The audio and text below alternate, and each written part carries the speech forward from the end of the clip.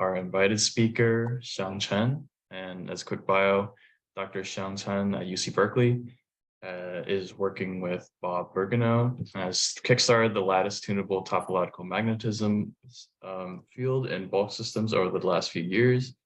And he will be providing an expansive perspective on the materials engineering of the new van der Waals system, FE5GeTe2. And his talk is on magnetism of the van der Waals magnet, Fe cobalt nickel germanium telluride. And I would like to emphasize that he agreed to give this talk on really short notice, so big thanks to him. Okay. Oh, can you guys hear me? Yes. Okay, thank you. Thank you for the invitation and also a nice introduction. So yeah, today I'm going to talk about the magnetism of the van der Waals magnet, iron or cobalt or nickel doped germanium 2. So I think you guys already have heard a lot of the van der Waals materials, 2D magnets. Okay, the introduction part will be relatively short. So in the recently, actually, there's a lot of intensive study of on the van der Waals magnet. So the unique advantage that you can clip the sample down to various thin layers. So in around 2017, there are actually 2 seminar works on the 2 different van der Waals materials, chromium germanium tellurides and also chromium triiodides. So basically, they can thin the sample down to very few layers, as you can see over here. So interesting, they can still observe the magnetism by using the magneto-optical curve effect. So, so this actually would be a very exciting platform for potential technological applications and also for exploring unusual magnetism. Okay, so but one shortcoming of this material is that because of reduced thickness, actually the reduced interlayer couplings, the magnetic onset temperature are actually very low. For example, here shows the TC of this very one layer of a few layer magnet. This is only on the order of 15 to like 20 Kelvin. So to achieve the applications, so one way to push the TC higher is, okay, maybe we can find some other van der Waals magnet which has a very larger TC to begin with. Okay, then actually in later years, actually there's another compound that came to the interest. For example, showing over here the iron-C germanium 2. So this compound is slightly different from the other 2. So it is metallic, and potentially has a lot of room for tuning the properties through, for example, through electrogating or other method. For this one, actually on the left side actually shows the thickness dependent on magnetic transition. So for the bulk sample, it has the TC around like 210 Kelvin, which is already larger. And after down to the monolayer, actually still has the TC around the 125 Kelvin, which is much larger than the early 2 examples shown before. And also this compound has a lot of other interesting properties. For example, the topology induced the large enormous Hall effect, which is much larger compared to other compound discovered at that time. And also interesting for this compound, since you can thin down the sample down to the monolayer, then you can, by applying the electrostatic gating to this compound, interesting, very enhanced ferromagnetic was achieved in this compound. As you can see over here, the TC can be enhanced up to like 300 Kelvin, which is quite interesting. Okay, so to further improve the TC, actually there are other methods proposed, for example, by self-integrating this sample. So this is a general idea to increase the number of nearest iron bondings, and also to increase the 3D magnet in the actions, which is indeed the case. So people realized the iron 5GeTe2 compound, which was published in around 2019. So this compound has a TC already slightly beyond room temperature, as shown here from the magnetization measurement. And also this compound has a large magnetization with the magnetic density around like 700 EMU per centimeter cube. So which is much larger than the other discovered compounds. So actually this compound, even though this compound is slightly different than the conventional 2D magnets, but still this compound turns out to be quite interesting, for example, because of the metallic nature. It has the coupling between the electronic and magnetic waves. So that potential has a lot of room for tuning the magnetism. Also, this compound has a lot of, has the large DC, which also promise some potential applications at room temperature. Okay, so it turns out this compound, there's a lot of intriguing magnetism in this compound. Okay, so for example, people have proposed the helical magnetic ground state, or even the cyclically tuned skirming lattice in this compound, so which was only discovered in recent years. So here are the two examples showing the unconventional magnetism in the parent compound. So even more interesting, for this compound, there are other properties can be easily tuned, for example, by cobalt doping or nickel doping. Here, let's focus on the cobalt doping first.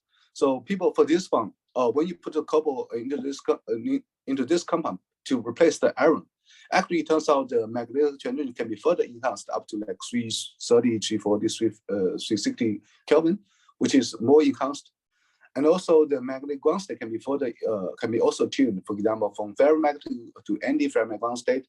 So this is a very interesting family for investigating the unusual magnetism. Yeah, and even more interesting in recent years by engineering the lattice symmetry. So here in Berkeley, through the collaboration and also the collaboration with the Cornell group. So actually we realized a novel type of stacking order, which is labeled as A prime stacking at the 50% copper doping sample. So through the combined study of the magnetic force spectroscopy, Hall-Mayman, and also Lorentz TEM study, so we established this zero field, not zero field, we established room temperature new type skirming lattice in this compound. So here just a few references. You can, if you guys are really interested, you can probably look at the details for this compound. Yeah, so this certainly promises a lot of potential applications for topological states in this compound. Okay, so and also in recent years, also we started another compound, another doping, for example, to replace the iron with the nickel. So even more interesting, we can greatly enhance the magnetism. For example, at 90% doping, so the TC is already approaching 400 Kelvin. And when you further push the nickel doping into this compound, actually the maximum TC can be realized roughly at a 36% doping, which has a TC already around like 475 Kelvin. Yeah, this is quite surprising because for this compound, when you dope the nickel into this compound, the moment actually, the saturation moment actually almost linear decrease as a function of nickel doping, which directly implies the non-magnetic dilution of the nickel dopants. Also, it seems that it will push the electron into this compound. So for a lot of correlation induced magnetic order, so electron doping effect are usually detrimental to the magnetism. For example, the iron nuclides and also the superconducting compounds. But for this compound, when you push the nickel dopant into this compound, it seems that the TC can be greatly enhanced. Here on the bottom actually shows the phase diagram. So actually you can see there's a pervasive beyond room-temperature ferromagnet in this compound, which is very, very interesting. Okay, so this is just the work has been published in recently. If you guys are really interested, you can probably look at the more details in this work. Okay, so actually it turns out there are other methods to tune the magnet, for example, by applying the pressure. So actually it turns out actually the TC can also be enhanced up to like 300 and 400 Kelvin. So this is also quite interesting. Yeah. And also there are other ways to tune the magnet, for example, by gating, which is similar to the iron 3 generator 2. Basically, you can for this case you can tune the magnetic ground state. Okay, I'm not going to go very details about this kind of different manipulation or perturbation to the system. So the whole idea is that, okay, this system seems quite interesting, and also it can easily perturbed by external knob. For example, applying the pressure, doing the doping to manipulate the exotic magnetic bound state in this compound. Okay, so this is just a very short introduction about the different reports in this system. Yeah, it's something very, very interesting because this is actually relatively new. There's the macroscopic details of for example, the magnetic structures are still unknown. And also seems that there's a lot of uncertainties that we probably should investigate carefully. For example, even for the undoped iron 5GeTe2, it seems that there are some conflicting reports, for example, whether it is out of plane ferromagnetic or in plane ferromagnetic, or there's some claims about whether it is ferromagnetic. And also, of course, as I mentioned before, there's a proposed, for example, helimagnetism, and also possibly the cyclist induced the skirmilitis. So yeah, for this compound is already quite interesting. It seems that there's no unified picture to understand the magnetism. And also, yeah, for this compound, it also shows some history dependence from the magnetization study. So here it shows the magnetization of the quench sample. So as you can see here, for the when you have the fresh quench sample, as shown from the blue line up here, it has a slightly below room temperature or room temperature. And then when you do the first cool and the warm up, actually it has enhanced the TC. Okay, so how do we understand this? Also, it seems that, as I briefly mentioned before, so when you dope the system with either copper or nickel, it can greatly enhance the magnetism. So how do we understand the unusual enhancement of the magnetism in this compounds? So okay, so in this work, probably I will more focus on the X-ray and neutron scattering to study the structure and mostly on the magnetic properties of this compound. So by no means I can provide the whole picture to understand the whole different samples, but I just hopefully we can get more information about this and hopefully can pave the way for understanding magnetism in this related compounds. Okay, so this is the goal I'm going to pursue. To begin with, I want to just give a better picture about the crystal structure. So for iron 5GeTe2, so it is also the layer material, of course. Yeah, so you have the center germanium surrounded by the cluster of iron, which are magnet, and also they are further sandwiched by the terrain atoms. They are separated by the van der Waals gap over here. For the parent compound, actually it has been reported it has the space group R-3n with the APC stacking. So basically for the in-plane motif, they are the same, but they're just only slightly shifted along the C direction. So that's why you have the 3 forming unit within the unit cell. And also it seems that there are some reports you can manipulate the stacking order in this compound. For example, by copper or nickel doping. So the stacking order can be altered to the AAA stacking order. So basically they stack on top exactly on top of each other. So in this case, within the unit cell, you only have one forming the unit. Okay, the in-plane motif is the same. They just differ the way how it stack on top of each other along the C direction. Okay, so we have obtained the quenched iron 5GeTe2 sample. So this is showing the magnetization study. It shows the thermal history dependence, which agrees with the early reports. So the gray line shows the first cool study of this compound basically has a below room temperature or room temperature. The TC not as you can see over here is slightly below 300 Kelvin. And also when you do the first cool from room temperature to the low temperature to 2 Kelvin, actually the big experience of first order phase range around the TS at around that 110 Kelvin. So as you can see here, there's a big dip in the magnetization. Then you warm up the system, it has the enhanced TC with a new TC1, which is slightly beyond room temperature. It agrees with the previous study. So how do we understand it?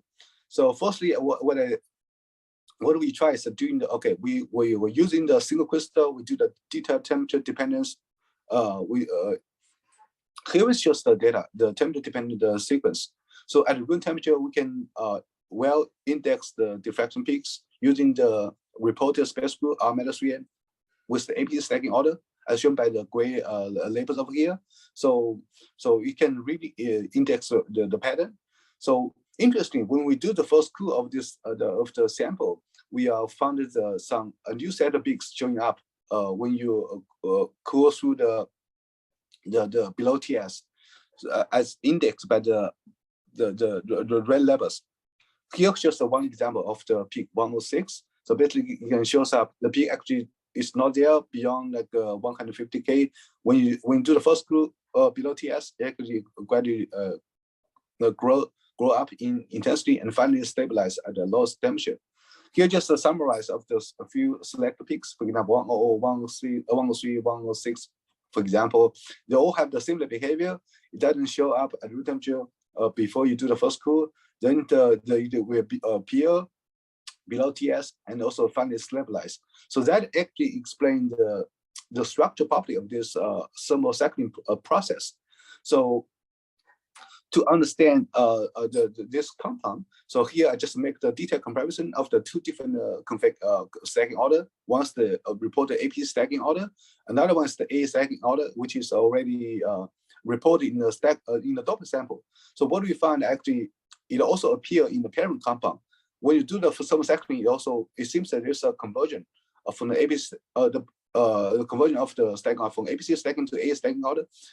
On the bottom right actually shows the scattering peak positions, the nuclear positions predicted from the two different stacking orders. If you label the peaks using the same lattice parameters, so along the OL direction, actually you cannot really differentiate the two different stacking orders, but along the 1OL direction, it actually can be easily differentiated. For example, for ABC stacking order, so only the 103 and +1 peaks are allowed. And also, if you consider the implant domain, you may have the 103 and +2. So for all of the 103 peaks, they are forbidden. But this is not the case for the A stacking order if you are using the same lattice C to index the peaks. So all those peaks must have the three times the number of the integer number of the L direction. So that's why you can have the 100, 103, 106 in the A stacking order sample. So actually, this is just explain the data from the X-ray study. So at room temperature, you only have the ABC stacking order. When you first cool the sample below TS, then you have the partial conversion, at least partial conversion of the stack, the stacking order from ABC to A stacking order. That's why it shows all of the 103N type nuclear peaks. Okay, that explains the structural evolution of the properties. Then we are using the neutron diffraction to investigate the magnetic properties, as well as the structure property as well. So firstly, let's focus on the structure properties. So we are using the fresh quintus single crystals. We do the first two as well, starting from room temperature and to the best temperature around that 5 Kelvin, then warm up the system. So at room temperature, as you can see here, you can also observe the 103N +1 peaks, for example, 101, 104. Here it shows the temperature dependent because you also have the magnetic component, which I will talk about later. So if you only focus on the structure part at this moment, so it also agrees with the X-ray study. So basically means, okay, for this compound, you only have the ABC stacking order because as you can see here, so 103N type of structure are opposite, for example, 100, 103, which will be shown later. So this confirms the ABC stacking order. And also, by performing the temperature dependent, actually you can observe the magnetic peak, for example, at the same nuclear peak as well, for example, 101 and 104. You can clearly see the temperature dependence. The onset temperature is around like 230, which is around 247 Kelvin, which is slightly below the room temperature, which agrees with the magnetization study. Okay, so yeah, this is just a neutron diffraction. You can sense it to boost the structure and the magnetic properties. So this is the same sample. After the sample is suddenly cycled. So it has a complete different pattern. So let's focus on the structure properties first. So all of the 103 and +1 peaks are completely gone. So as you can also see here, for example, the 104 here, it also, when the first cool below TS, actually the intensity quickly drops. So here just shows the example of the few select peaks. in this slide, actually, before the first school, you have no intensity at the 100 peak position, but now you have a lot of strong intensity developed at this position, 10, for example, and 10C. So that confirms for this particular sample, you have a complete conversion of the from ABC stacking order to A stacking order. So that's why you can observe the 10 and the 103 type peaks at this moment, and also, when you do the temperature dependence, actually you can realize actually it has a new onset temperature, which is TC1. It is around 310 Kelvin, which is above room temperature now. So this also agrees with the magnetization. So from the combined X-ray neutron study, we can safely say, okay, so the thermal history dependence actually is caused by the structural alteration at the TS. So when you sample to the first cool, it experiences a structural transition, then the system may experience a partial or complete conversion from the AB stacking order to A stacking order. Okay, then let's not focus on magnetic properties. So here we are showing the temperature dependence, which indicates the magnetic the contribution. So before the first cool, actually you have the 101 and 104 magnetics, and has a lower TC. After the first cool, actually you should have a different pattern as a enhanced TC. Another thing to probe is that how do we know the magnetic moment direction? Because for the magnetization intensity, it is only sensitive to the moment component it only sensitive to the magnetic component perpendicular to the scattering vector Q. So if you probe different peaks, actually it can tell the information about the possible spin moment orientation. For example, during the first cool, if you focus on the 1 OOL direction, there's no peak demand, no temperature dependent over there. So that indicates the autoplane moment direction. Yeah, but this is not the case when you do the first after the first cool. So here, for example, 09 here, 09 here peak here, that developed a strong intensity. So that indicates the presence of the in-plane component. By using the symmetry analyze and also the representation analyze, you can figure out the detailed moment direction. So which I will summarize later. Okay, here is just the detailed comparison. So the top two panels just in the first school data, and also the bottom two panels shows the thermostatic sample, thermostatic data. So these are coming from the same sample. So before the first school, you have no intensity, no temperature dependent on the OOL type peaks. But after the thermostatic, you can clearly see the temperature dependent on the OOL type peaks. So that indicates a spin flip. And also, if you look at the 1OL dependence, I also actually that shows a stark contrast. For the during the first school, actually there is no peak around at the 103L, 103M positions. For example, the epicenter peak at 100, 103, and 106. But this is not the case anymore. For after thermocycling, so you can only observe peak at the 103M positions. So that clearly marks the complete conversion from the ABC stacking to A stacking. And also when you analyze the different magnetic peaks, you can figure out the spin moment direction. Okay, I'm not going to go very detailed about how do you analyze. So actually, this is a picture presented. For if you have the ABC stacking order, it seems that you have the autoplane moment with a lower TC. But once you have the A stacking order component, you have the in-plane. It favors the in-plane component with a higher TC. So that explains the thermocycling history dependence of the magnetization data, and also seems clarify the conflicting reports about the different reports about the moment direction in this compound. Yeah, so that's from the combined X-ray neutron scattering of the undoped compound.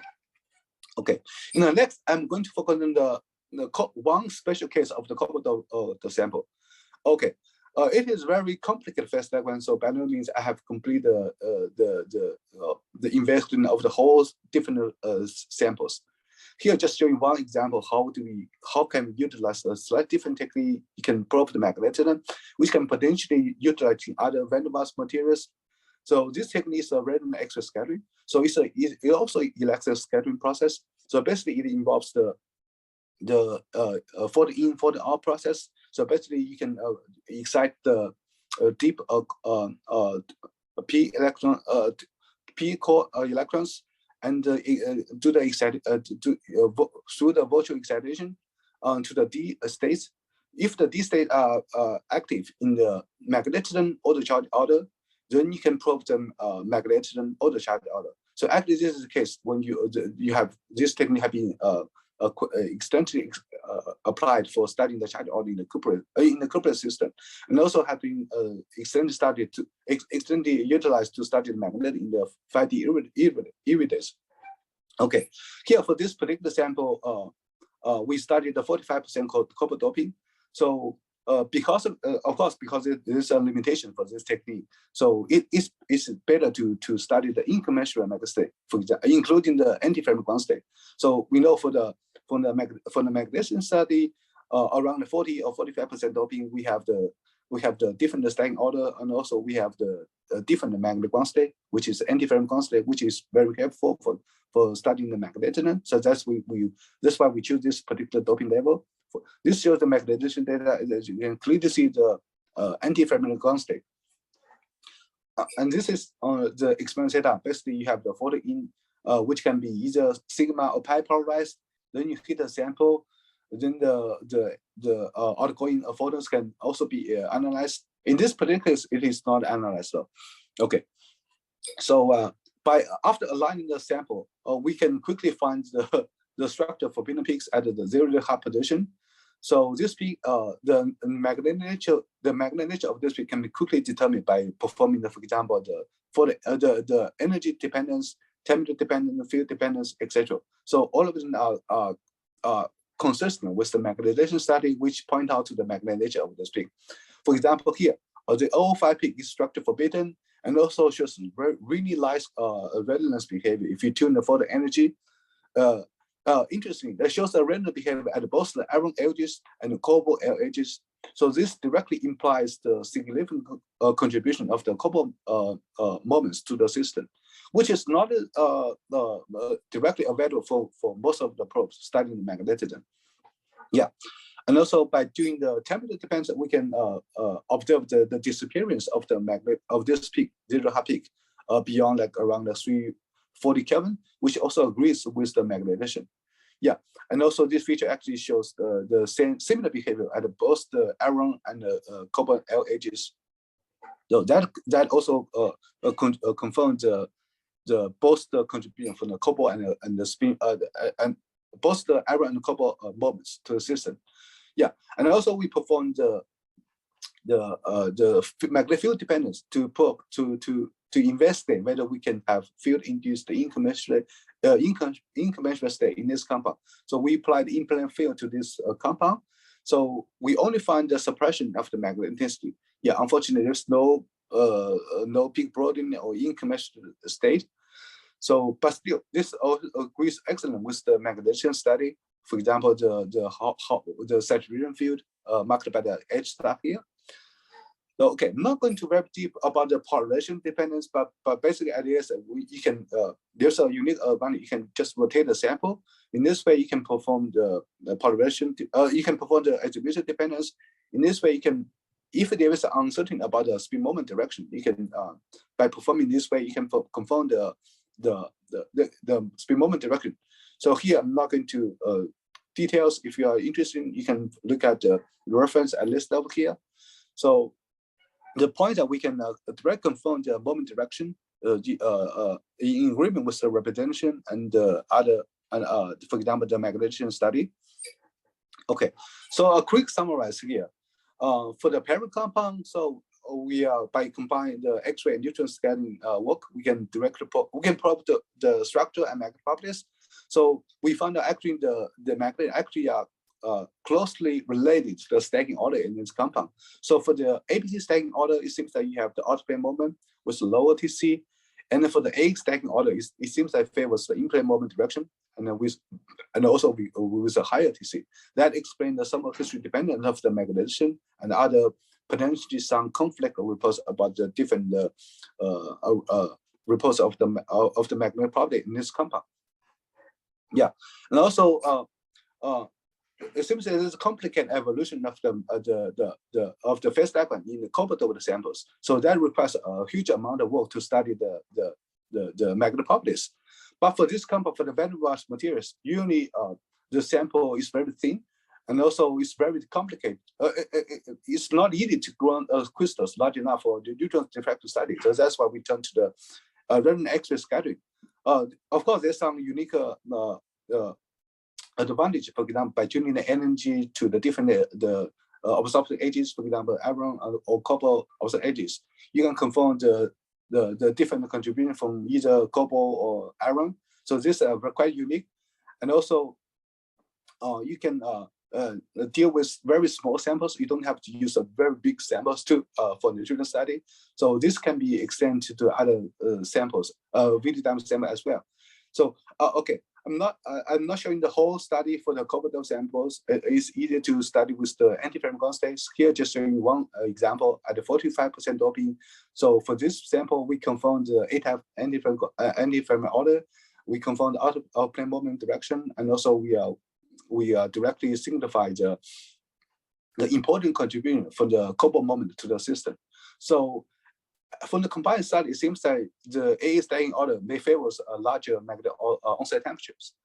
But maybe this is only one of the contributing factors for enhancing magnetism. There are other detailed alterations. For example, how the structure evolves. For example, local structure and also the exchange couplings, how it modifies with either the copper or nickel doping. And also there are potential other contributing factors, for example, electron doping effect, whether it is positive or negative to the magnetism. So this is definitely requires a lot of detail, a lot more experimental and theoretical study to understand the magnetism in this family of compounds. Here, just showing the diffraction work to understand only a small fraction of the magnetic property in this compound. Okay, that concludes my current study. Hopefully this can be motivate more works in the future. Okay, thank you. Thank you for the great talk. So we will take a few minutes for questions. And I think Alberto has his hand raised, so go ahead and ask a question. Hi, Xiang. Can I ask a couple of questions, actually? Sure. I was wondering, do you know if the cooling rate affects the stacking order? So, this brings to mind like the tantalum disulfate. Yeah. Have you, and it does always control by the 300 Kelvin temperature? I think this is a good question. So the cooling rate, I haven't really studied that, but potentially, if you cool the system large quite fast enough, it may serve as a quenching effect, right? So potentially it can be different, but I haven't really studied that. Yeah. Yeah, I just wonder if one can extract an energy for the different configurations of the stacking orders from the temperature from which you have to quench or cool slowly. And the other question is, in the 45 doped compound, do you know if the doping is homogeneous, or do you have any idea of how the cobalt it's getting into the lattice? Like, have you done any, or can you do any, X-ray dependence measurements? Yeah. Okay, yes. okay. Yeah, actually, that's a very good question. So naively, we would expect the cobalt maybe randomly go into the iron side, right? Randomly replace the iron. But I think we are in this book actually here, the reference I'll show here. We actually did the detailed TM study. You can also tune the you can also using the EELs to realize the different compound, but it's pretty hard though. So the short story is that you may have some preference for the cobalt to replace the iron. So it may the cobalt may let me show the kind of put the crystal structure here. The iron here have a different iron side, which I didn't really cover. So it seems that cobalt may prefer to go to the iron one side first. Right. Yeah, but it only has a small preference. It's not 100%. So yeah, and also it seems that this is also the similar story for the nickel doped sample as well. It seems that also for the nickel doping, I also prefer to go to iron one side first. Yeah. Okay. But there's no. I don't think there's a clear preference. They will only go to the iron one side. Yeah. Yeah. Let me thank you again for such a great talk, and if you don't have any optics ultra-fast collaborator, we should talk. Yeah, of course, yes. Thanks again. Okay. Do you guys have more questions?